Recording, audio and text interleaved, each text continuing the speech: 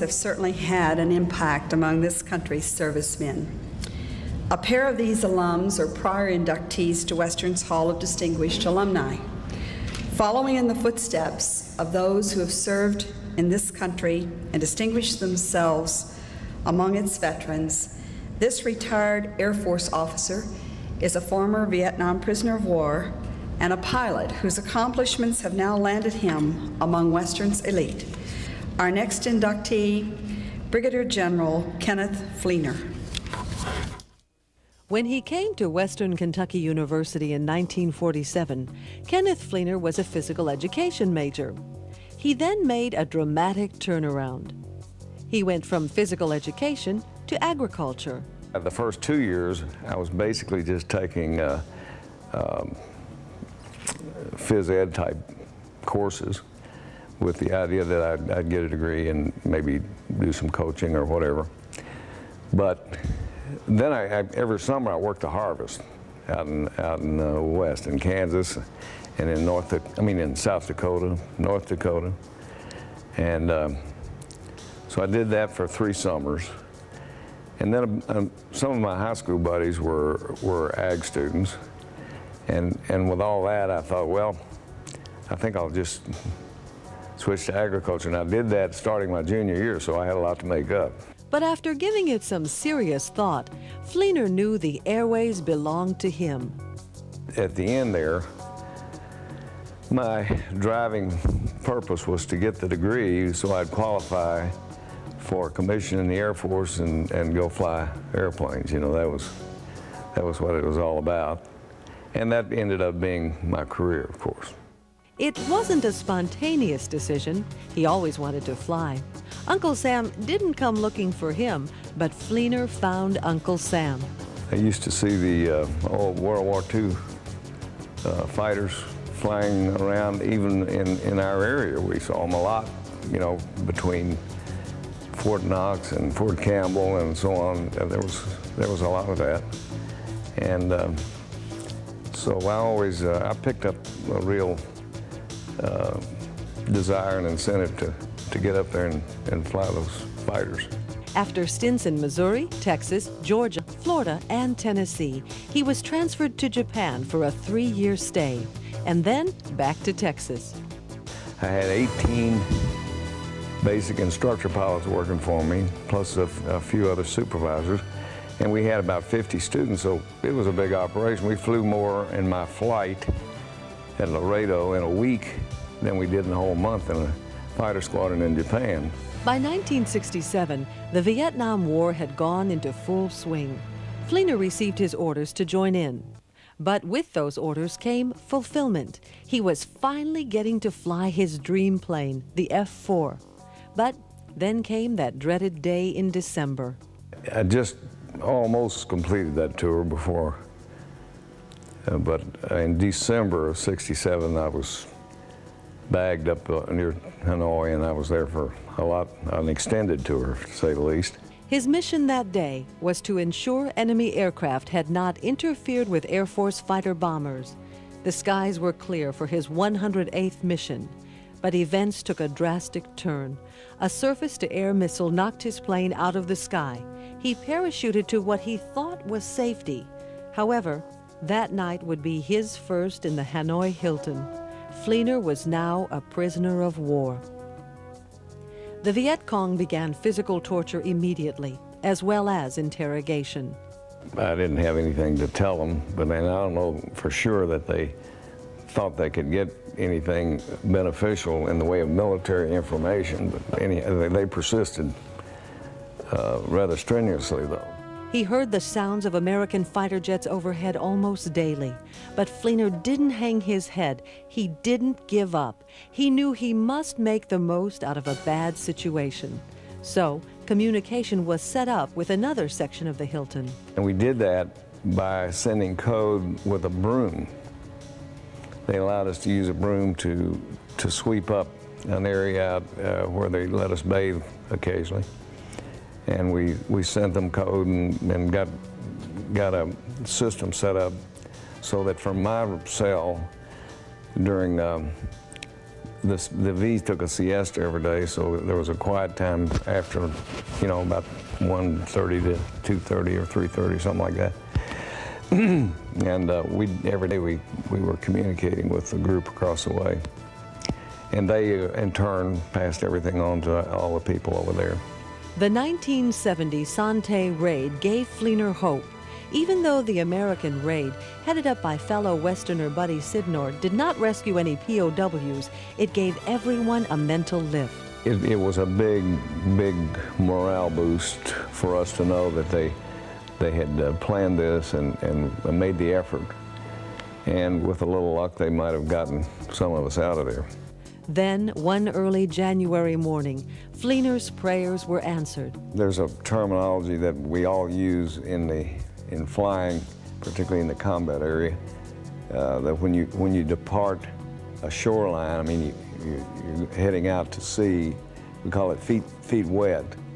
And when we got that indication and we knew we were out of Hanoi and out over the Gulf of Tonkin headed for the Philippines, there was a big celebration on the airplanes, at least.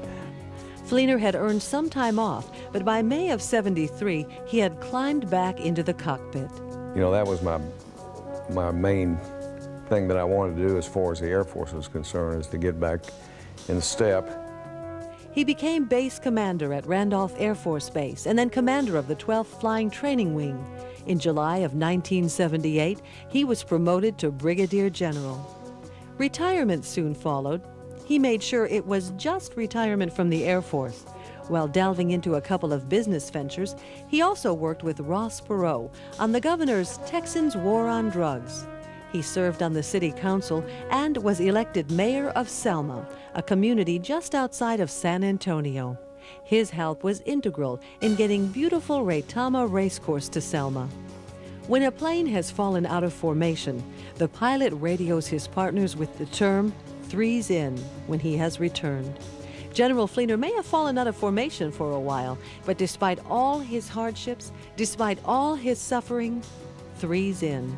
1997 Hall of Distinguished Alumni honoree, Brigadier General Kenneth Fleenor. Well, thank you, Dr. Ansel and Dr. Birch.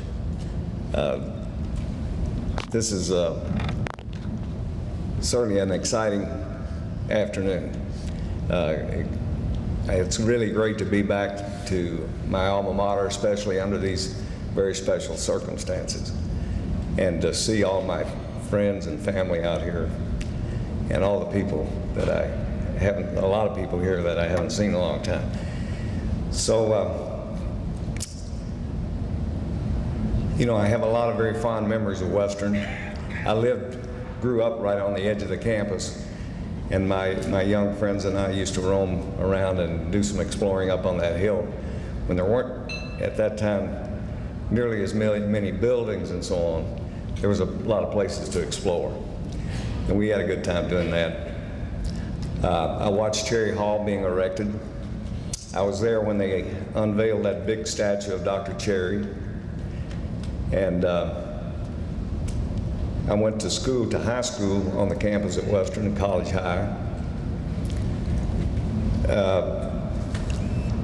While I was there at College High, I was fortunate enough to have Coach Diddle and Coach Hornback as my coaches in my junior year.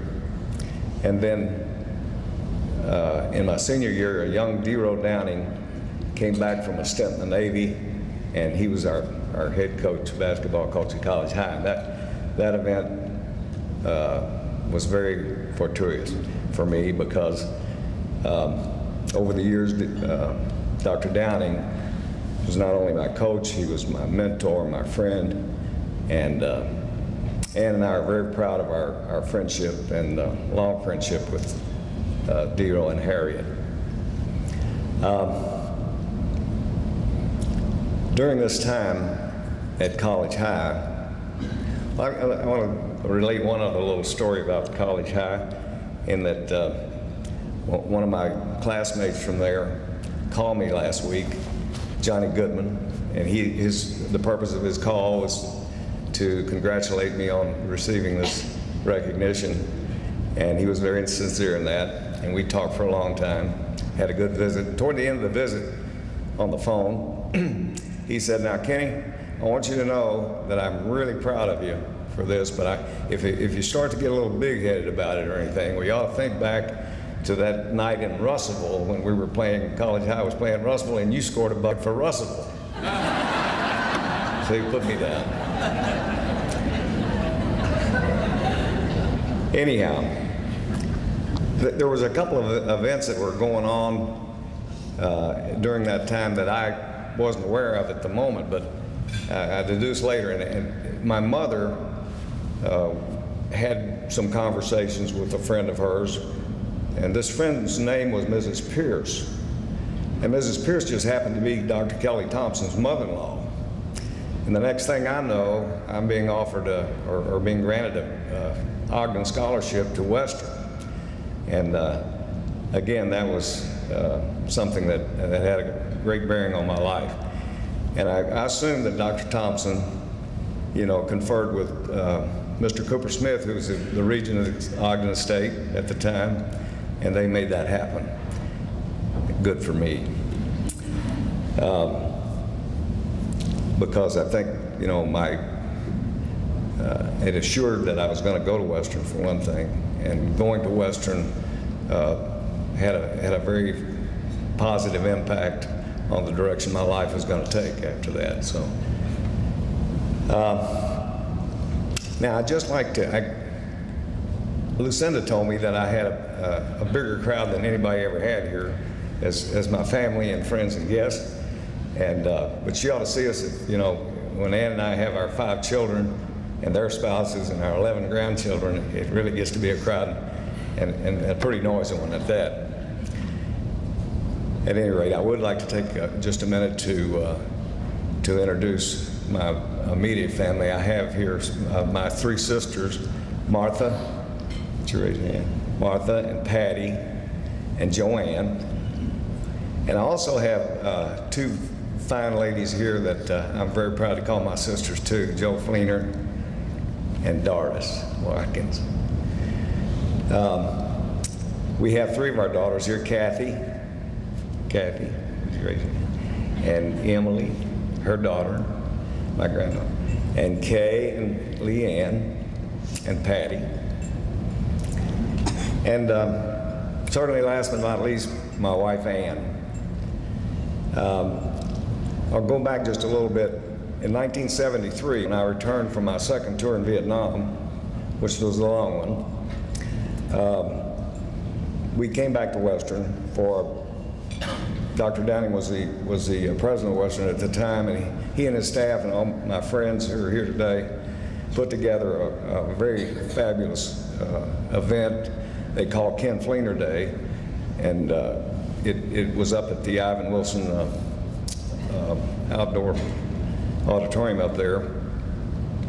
And I remember, though, that day telling the people there about the fact that when I left in 1967 to go to Vietnam on my second tour, the one that lasted so long, my children were ranged in age from 7 to 14. And when I returned in 1973, they ranged in age from 13 to 20. And of course, as you might imagine, that was a very critical time in the lives of these kids, and Ann had to do that by herself, and she did a great job. I'm very proud of her. She's my hero.